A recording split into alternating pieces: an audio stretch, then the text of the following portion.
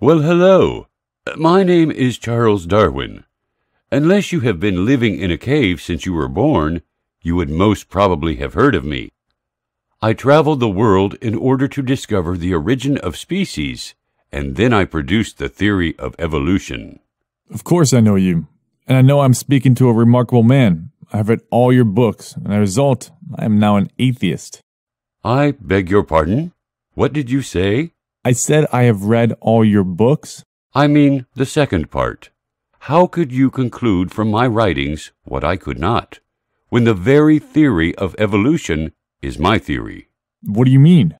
I mean, I have always believed in God, even when I experienced some doubts. These were not connected with the theory of evolution. Yeah, but you wrote after that, I never gave up Christianity until I was 40 years of age. This means that you lost your faith in Christianity. I saw a letter in which you wrote, I am sorry to have to inform you that I do not believe in the Bible as a divine revelation, and therefore not in Jesus Christ as the Son of God. Indeed. But what has that got to do with belief in God? I always believed in a Creator, but I doubted all religions. These are two separate issues. To use my doubts in Christianity so as to make conclusions about my faith in God is unacceptable. Do you mean that there is no contradiction between belief in God and the theory of evolution? To try to set the two as mutually contradictory is absurd. I said this in my letters.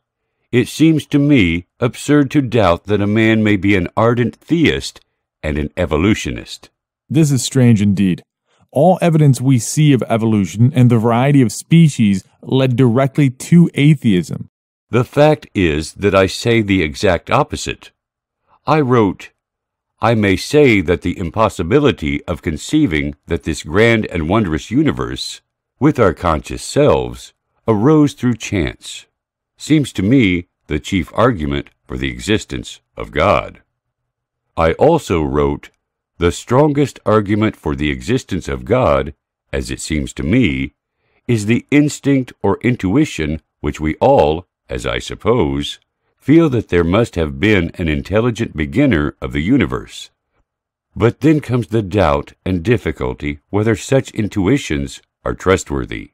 You see, you doubted the justice of such God. You see, according to the Journal of the American Scientific Affiliation, you could not see the work of an omnipotent deity in all the pain and suffering, such as the ichneumon wasp paralyzing caterpillars as live food for its eggs.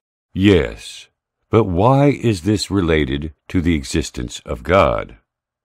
I have experienced doubts because of certain philosophical arguments, such as good and evil in our world, and the relations between species.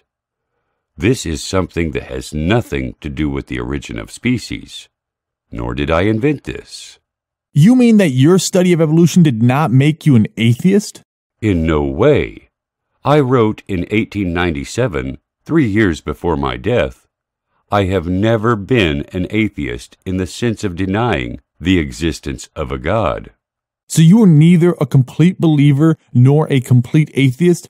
What was your real attitude? My stand was highly controversial after my death. However, no one can say that I became an atheist as a result of the theory of evolution. I will give you a clue. My favorite book was Natural Theology. I even said, I do not think I hardly ever admired a book more than Paley's Natural Theology. I could almost formally have said it by heart. And what does this book say?